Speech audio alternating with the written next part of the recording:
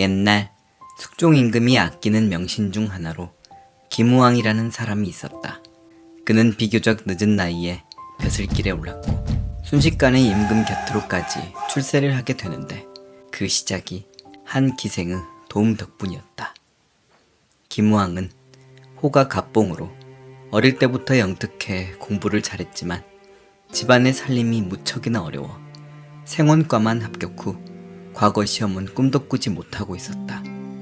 그렇게 세월이 지나 갑봉에겐 어느덧 혼처가 정해진 딸이 있었는데 혼수를 마련할 수 없어 전전긍긍하고 있었다. 그러다 결국 갑봉은 무언가를 결심한 듯 아내에게 입을 열었다.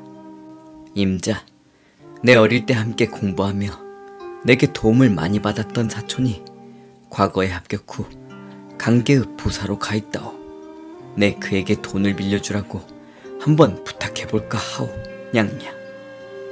그렇게 그는 천리길도 넘는 평안도 강계로 길을 떠났다. 북쪽 지방이라 그런지 확실히 추위가 매섭구나. 당시 강계는 북쪽 국방의 요충지이자 조정의 힘이 덜 미치는 변방이라 강계 부사의 지위는 실로 막강한 곳이었다. 보름이나 걸려 도착한 그는 곧바로 부사의 관가를 찾았다. 이보시오. 부사가 내 사촌 되시는 분인데 좀 들여보내주시오. 냥냥. 어허, 안 된다오.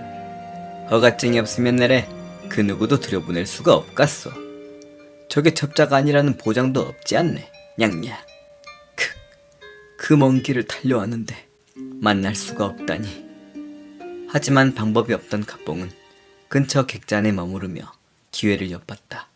하지만 그의 노자는 점점 떨어져 갔고 시간이 지날수록 그는 초조해져 갔다.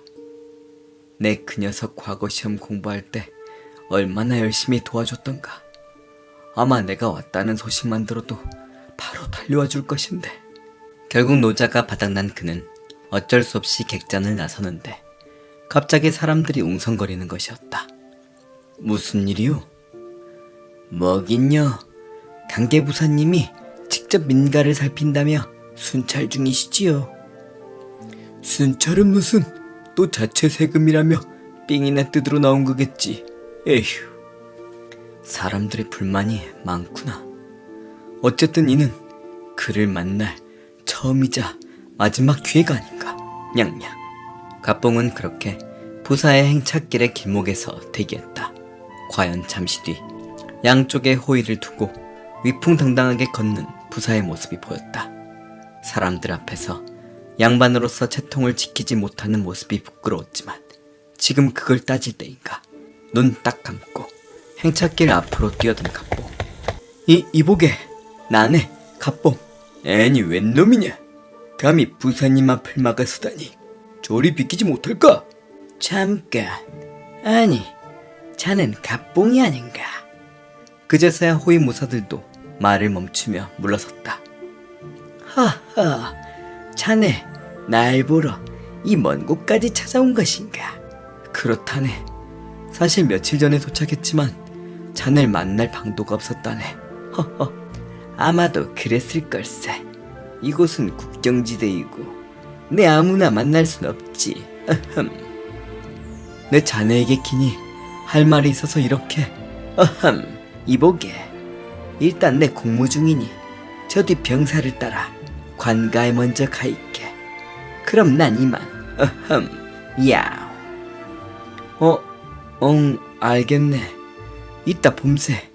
관가로 들어간 그는 구석진 허름한 방으로 안내되어 부사가 오기만을 기다렸다.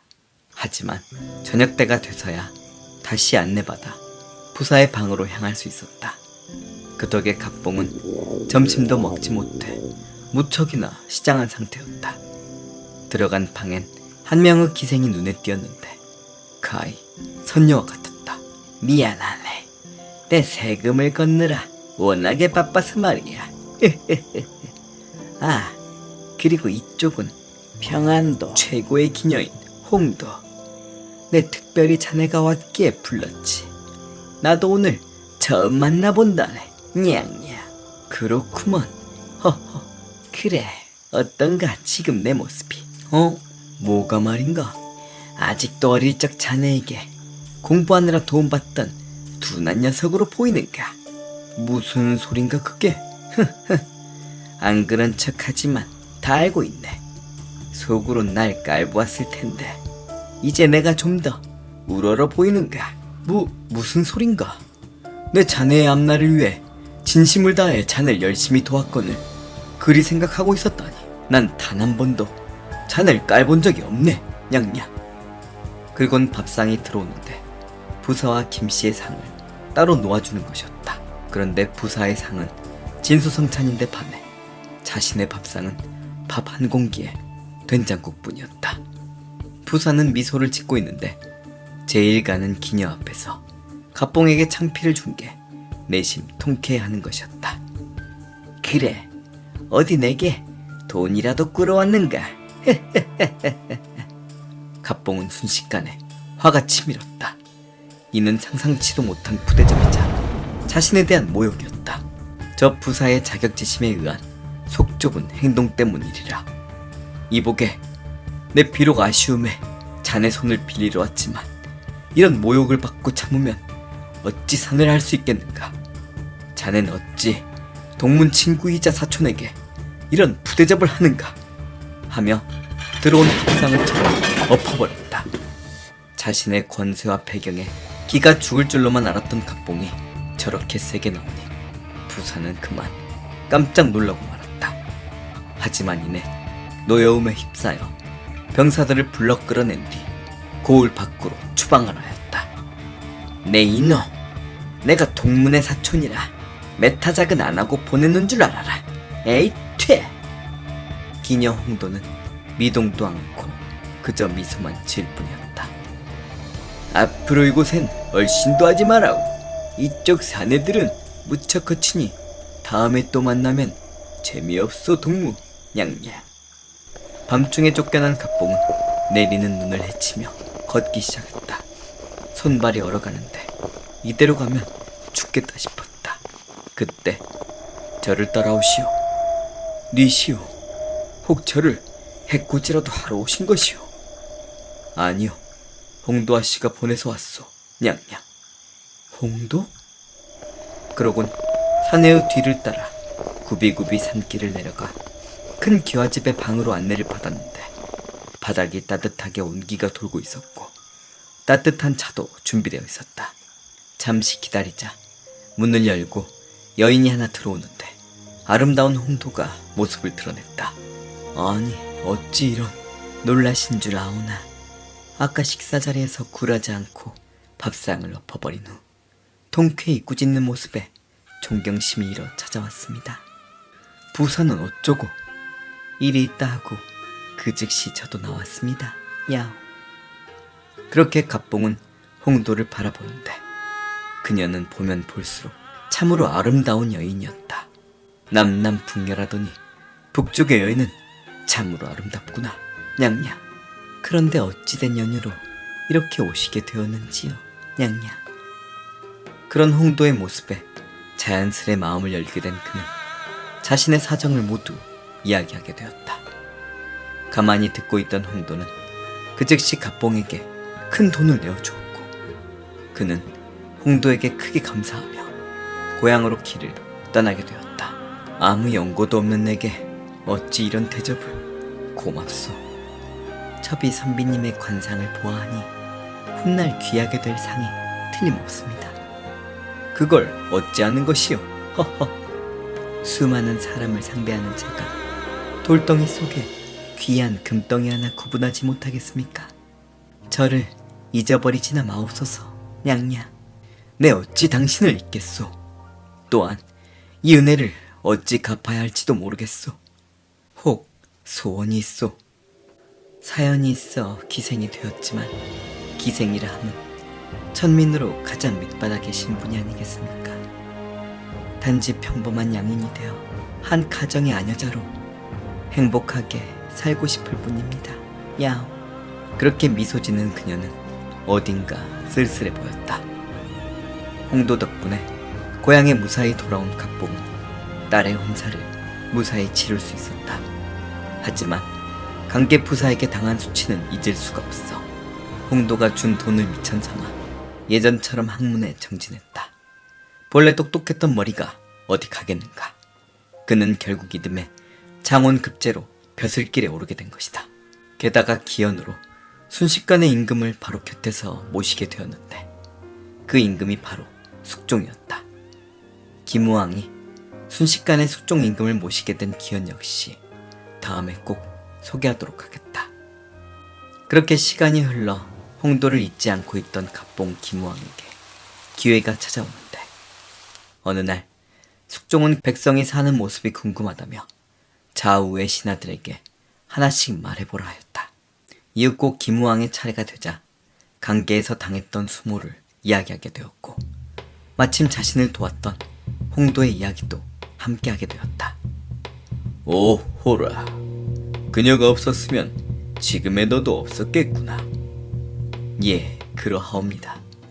그녀에 대한 은혜를 단 하루도 잊은 적이 없사옵니다. 그렇다면 가서 보답을 해야지. 야오. 그렇게 숙종 임금이 봉서 하나를 써주는데 봉투엔 이렇게 쓰여 있었다. 도남대문 외계탁. 이건 이는 남대문 밖에 도달하면 열어보라는 내용으로 임금이 직접 암행어사를 임명할 때 쓰는 방법이었다. 가서 오래된 친구 둘을 만나고 오거라. 성은이 망극하옵니다. 냥냥. 그렇게 김우왕은 숙종 임금에게 직접 평안도 암행어사로 임명되어 곧바로 강계의 두 번째 천리길에 다시 올랐다. 그동안 잊지 않은, 아니 잊을 수 없는 홍도와 강계 부사를 보기 위해서였다. 강계에 도착한 그는 일부러 누추한 옷차림으로 자신의 은인인 홍도를 찾았는데 이는 홍도의 마음을 한번 더 떠보기 위함이었다. 에휴, 겨울에 그대가 내게 준 돈을 모두 도둑맞아 모조리 빼앗겨버렸다오. 그래서 집에 가지도 못하고 몇 년간 이리 떠돌아다니다 마지막으로 그대 얼굴이나 보고자 왔소. 냥냥. 하지만 홍도는 거짓골인 김우왕의 모습은 전혀 개의치 않은 채 반갑게 맞이해주는데 날이 운세가 사납군요. 그 아무리 잘나가는 사람도 바닥까지 떨어질 때가 있으니 상심 마십시오. 분명 나리께선 아주 잘 되실 겁니다. 야오. 하며 김우왕을 위로하는 게 아닌가.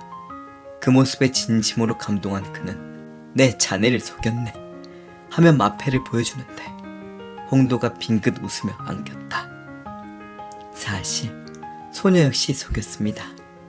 비록 겉옷은 낡았으나 얼굴이 훤하고 속옷이 깨끗한데 어찌 거지가 되셨겠습니까? 분명 크게 이루고 돌아오신 줄 진작 알았습니다. 나리 경아드리옵니다. 냥냥. 하하하, 정말 자네에겐 못 당하겠군. 그래 홍도야, 내 너의 소원을 이루어주러 왔다. 나와 함께 한양으로 가자꾸나. 내 너를 기적에서 빼고 양인으로 만들어주마. 예, 나리. 그리고 내 잠시 다녀올 곳이 있다. 알고 있습니다. 냥냥. 내 이놈, 마을 밖으로 추방당한 지가 언제인데 감히 다시 왔느냐. 그러게 어찌 왔을꼬. 암행어사 족두요. 내 동문과 사촌 인정을 생각해 메타작은 피할 것이니 귀양 가서 반성하고 살거라. 냥냥. 아이고 아이고. 동생 덕분에 딸을 무사히 시집 보내었으니 고맙소. 아닙니다 형님. 앞으로 존경하며 살겠습니다. 냥냥. 그렇게 김우왕은 홍도를 첩으로 받아 백년해로하며 사이좋게 살게 되었다. 강계는 인삼이 유명하니 구독자 여러분께서도 구독과 좋아요, 댓글로 덕을 베푸시고 이 복인삼 받으시고 건강하십시오. 인삼은 전설의 곤양 복인삼. 감사합니다.